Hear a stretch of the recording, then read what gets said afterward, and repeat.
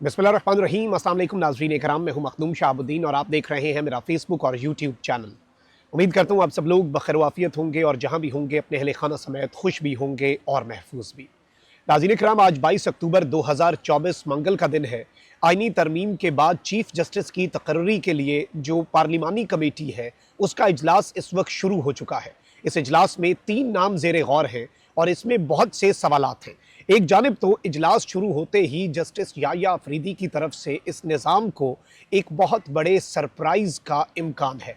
इस सब के अंदर अगर तो वो सरप्राइज आ जाता है फिर क्या पॉसिबिलिटी होगी। वहीं दूसरी जानिब अगर जूनियर को चीफ जस्टिस लगा दिया जाता है तो ऊपर वाले जो हैं वो क्या करेंगे, क्या वो इस्तीफा देकर घर जाएंगे? ये एक ऐसा सवाल है जो कि इस वक्त हर पाकिस्तानी के जहन में है। मेरे पास इस हवाले से कुछ एक्सक्लूसिव डिटेल्स हैं, कुछ इनसाइड खबरें हैं और अगले 72 घंटे पाकिस्तान की तारीख के लिए अहम तरीन हो चुके हैं। एक तरफ तो काजी फाइज ईसा साहब जो हैं बिलाखिर फाइनल सरेंडर जो है वो काजी साहब ने कर दिया है और इज्जत से तो नहीं गए लेकिन अब जाने की तैयारी उनकी मुकम्मल है और हर चीज़ उन्होंने की, हर हद तक गए, हर हद फलांगी और तमाम तर कोशिशों के बावजूद सिस्टम तो कामयाब हुआ। लेकिन काजी फाइज ईसा साहब इस कश्ती पर एक ऐसा बोझ थे जिसे उतार कर फेंकना ही सिस्टम ने मुनासिब समझा। इस्तेमाल ज़रूर किया, सहूलतकारी ज़रूर करवाई, लेकिन काजी फाइज ईसा साहब अपना जो टेन्योर है उससे एक भी दिन ज़्यादा इस वक्त गुजारने की पोजीशन में नहीं है। और काजी फाइज ईसा साहब से वकला भी ये मुतालबा कर रहे थे कि अब ज़रा ये केसेस को छोड़ें और केसेस की जान छोड़ें, जाते जाते अहम तरीन केसेस में बैठने वाला जो शौक है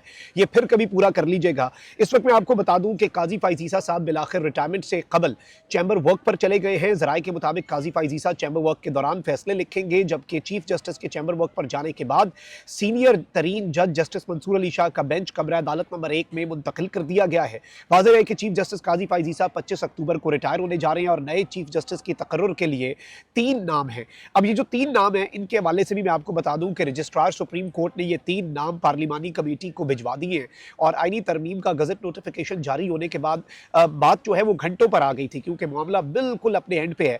तो इस वक्त ज़राए के मुताबिक सुप्रीम कोर्ट के रजिस्ट्रार ने चीफ जस्टिस पाकिस्तान काजी फाइज ईसा की जानिब से 3 नाम खुसूसी पार्लिमानी कमेटी को भिजवाए हैं। वजारत कानून की जानिब से रजिस्ट्रार सुप्रीम कोर्ट को खत लिखा गया था जिसमें 3 सीनियर तरीन जजों के नाम नए चीफ जस्टिस के लिए मांगे गए थे। ज़राए के मुताबिक नए चीफ जस्टिस के लिए जस्टिस मंसूर अली शाह, जस्टिस मुनीब अख्तर और जस्टिस याह्या अफरीदी जो हैं इनके नाम भिजवाए गए हैं। अब इस सब के अंदर जो पार्लिमानी कमेटी है जो 26वीं आईनी तरमीम के बाद तश्कील पाई है और इस पार्लिमानी कमेटी के अंदर 2/3 मेजॉरिटी से चीफ जस्टिस का तकर्रुर होना है, इसमें इम्कान क्या है वो भी मैं आपको बता देता हूं। और जस्टिस याह्या अफरीदी की तरफ से अगर सिस्टम को एक सरप्राइज मिलता है उस सिचुएशन में वो क्या करेंगे और उसमें सिस्टम के पास ऑप्शंस क्या है। यहाँ पर एक आम तरीन चीज़ ये है कि 26वीं आईनी तरमीम के निफाज के बाद नए चीफ जस्टिस की तकर्री के लिए खुसूसी पार्लिमानी कमेटी का इजलास शुरू हो चुका है। 12 रुकनी खुसूसी पार्लिमानी कमेटी का बंद कमरा इजलास पार्लियामेंट हाउस के कमेटी रूम नंबर 5 में इस वक्त जारी है और इसमें 12 अरकान है टोटल। तो इसमें 2/3 मेजॉरिटी जो है 8 अरकान बेसिकली चाहिए होते हैं। सुन्नी इत्तेहाद काउंसिल जो है उसके अरकान ने इस इजलास का बाइकआउट किया है, ताहम उनके 3 अरकान के लिए नशिस्तें मौजूद हैं। इजलास में अली जफर, बैरिस्टर गौहर और हामिद रजा साहब जो हैं इनकी नशिस्तें लगाई गई हैं। इजलास में अब जो लोग हैं वो जरा आप सुन लें। राजा परवेज अशरफ, फारूक एच नाइक, सैयद नवीद कमर, कामरान मुर्तज़ा, राना अंसार, एहसन इकबाल, शाइस्ता परवेज, आजम नज़ीर तारड़, ख्वाजा आसिफ, ये बेसिकली आप देख लें कि 9 बंदे हो गए। तो बेसिकली मेजॉरिटी जो है वो तो इस वक्त हासिल है और इसमें सुप्रीम कोर्ट के रजिस्ट्रार ने चीफ जस्टिस काजी फाइज ईसा साहब की तरफ से ये 3 नाम भेज दिए हैं। अब यहाँ पर हुकूमत की पहली पसंद कौन है? हुकूमत की पहली पसंद तो इस वक्त जस्टिस याह्या अफरीदी ही हैं और जस्टिस याह्या अफरीदी को चीफ जस्टिस ऑफ पाकिस्तान लगाना और जस्टिस अमीनुद्दीन जो कि 5वें नंबर पर हैं और जो कि ज़्यादा सिस्टम के लिए इंपॉर्टेंट है याह्या अफरीदी साहब से भी, जस्टिस अमीनुद्दीन को आईनी बेंच का सरबराह लगाना इस वक्त सिस्टम का एक प्लान है। देखिए प्लान होता है ना, आपका एक मंसूबा होता है। अब अंसार बासी साहब जो कि मुक्तदरा के करीब भी समझे जाते हैं, उन्होंने एक बड़ी अहम तरीन खबर दी और उन्होंने कहा है कि चीफ जस्टिस के ओहदे के लिए जस्टिस याह्या अफरीदी हुकूमत की पहली पसंद है, जबकि जस्टिस याह्या के इनकार की सूरत में जस्टिस अमीनुद्दीन खान ऑप्शन होंगे। देखिए आग होती है, कुछ तो होता है, तो तो ही धुआं उठता है, धुआं वैसे नहीं उठता। तो अब यहाँ पर इंपॉर्टेंट चीज़ ये है कि जस्टिस याहिया अफरीदी के इनकार का खदशा जो है वो भी इस हुकूमत को अभी तक लगा हुआ है। और इस सब के अंदर मैं आपको बता दूं कि अंसार बासी साहब की रिपोर्ट में ज़राए के हवाले से ये दावा जो है द न्यूज़ में छपा है। द न्यूज़ से खुसूसी बातचीत में वज़ीर आज़म शहबाज शरीफ ने इसी सवाल पर कहा कि नए चीफ जस्टिस का फैसला खुसूसी पार्लिमानी कमेटी जो है वो करेगी। वज़ीर आज़म ने कहा कि वो आसिफ जरदारी और army chief general Asif Munir सियासी और मुआशी इस्तेहकाम के मामलात पर एक पेज पर हैं। उन्होंने साथ ये बात भी की कि जरदारी, शहबाज और आसिफ मुनीर साहब जो हैं तीनों, यानी कि वज़ीर आज़म, सदर और चीफ, तीनों एक पेज पर हैं। इस सब के अंदर चीफ जस्टिस की तकर्री के लिए खुसूसी पार्लिमानी कमेटी तो इस वक्त तश्कील दे दी गई है, लेकिन इस खुसूसी पार्लिमानी कमेटी में जस्टिस याहिया अफरीदी की तरफ से अगर इनकार हो जाता है और जस्टिस याहिया अफरीदी सिस्टम को एक बहुत बड़ा सरप्राइज देते हैं, तो फिर जस्टिस अमीनुद्दीन खान, यानी अंडर ऑल सर्कमस्टांसेस जो मर्जी हो जाए, हुकूमत की पसंद जो है वो किसी भी तरह से नहीं है, ना ही जस्टिस मंसूर अली शाह, ना ही जस्टिस मुनीब अख्तर। अब पाकिस्तान की अफवाज के अंदर भी अगर आप देखें तो जो सीनियर मोस्ट होते हैं वो अगर चीफ ना लगें और उनसे जूनियर कोई चीफ लग जाए, आर्मी चीफ लग जाए, तो बाकी जो है ये एक ट्रेडिशन है कि इस्तीफ़ा दे देते हैं। पाकिस्तान की जुडिशरी में इस तरह का मामला पहली मरतबा पेश आया है। पाकिस्तान की जुडिशरी को ये सिनेरियो ही पहली मरतबा फेस करना पड़ गया है। तो जाहिर बात है कि इस सब के अंदर अब बहुत से सवालात हैं। अब यहाँ पर जो सबसे अहम तरीन सवाल है वो ये है कि जस्टिस मंसूर अली शाह और justice Munib Akhtar, in the case कि अगर जस्टिस मंसूर अली शाह और जस्टिस मुनीब अख्तर को सुपरसीड कर दिया जाता है और उनकी जगह पर जो बाकी नीचे से किसी जूनियर को जज लगा दिया जाता है, तो फिर इन दोनों का स्टेटस क्या होगा। सीनियर मोस्ट जज तो जस्टिस मंसूर अली शाह है इस वक्त सुप्रीम कोर्ट ऑफ पाकिस्तान के, और आप यही देख लें कि 2 दिन के लिए ही सही लेकिन काजी फाइज ईसा साहब के चैम्बर में जाने के बाद कोर्ट रूम नंबर 1 जो है जिसमें चीफ जस्टिस बैठता है वो जस्टिस मंसूर अली शाह साहब के लिए मुख्तस हुआ है।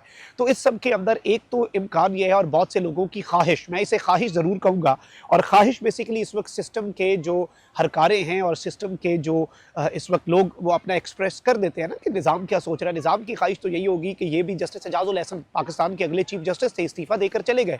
तो इस वक्त जस्टिस मंसूर अली शाह और जस्टिस मुनीब अख्तर से भी ये एक्सपेक्ट किया जा रहा है कि जी वो इस्तीफ़ा दें और घर चले जाएं, ऑल्दो इस्तीफ़ा देना उनका बनता नहीं है। अब इस सब के अंदर जो मेरे पास खबर पहुंच रही है वो ये है, और जो मैंने आपके सामने एक्सक्लूसिव डिटेल्स रखनी है वो ये है कि जस्टिस मंसूर अली शाह और जस्टिस मुनीब अख्तर सिस्टम में रहते हुए इस सिस्टम को टफ टाइम देंगे, और ऑब्वियसली सिस्टम को टफ टाइम नहीं देंगे, जो लाकानूनियत है इस मुल्क के अंदर उसे टफ टाइम देंगे, जो इस वक्त मुल्क के आइन और कानून के साथ मजाक हो रहा है उस चीज़ को टफ टाइम देंगे। और ये कोई उनकी ज़ाती जंग नहीं है। जस्टिस मंसूर अली शाह साहब की ये ज़ाती जंग होती तो अभी तक बहुत कुछ हो चुका होता, या जस्टिस मंसूर अली शाह अगर काजी फाइज ईसा का 1% भी होते ना, जिस तरह के मुंतकिबुल मिजाज काजी फाइज ईसा साहब थे और जिस तरह का रवैया और जिस तरह की मुनाफिकाना तर्ज अमल, अनफॉर्चुनेट सी बात है लेकिन मैं उस मनसब की बहुत इज्जत करता हूँ जिस पे काजी साहब है, आइंदा भी कोई शख्स आएगा, लेकिन काजी फाइज ईसा साहब जो है उनका जिस तरह से रवैया रहा, तो इस सब के अंदर एक चीज़ याद रखिएगा, ये जस्टिस मंसूर अली शाह या जस्टिस मुनीब अख्तर की ज़ाती जंग नहीं है, और ना ही जस्टिस मंसूर अली शाह कभी भी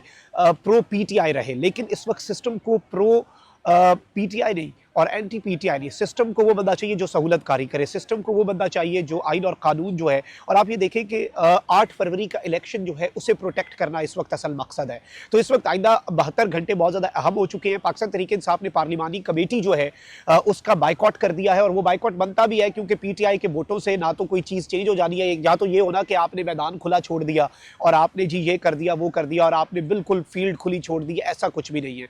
तो बंदे उन्होंने इसी तरीके से सेटिंग की और ये बड़ा एक शॉर्ट टर्म किस्म की गेम डाली गई है।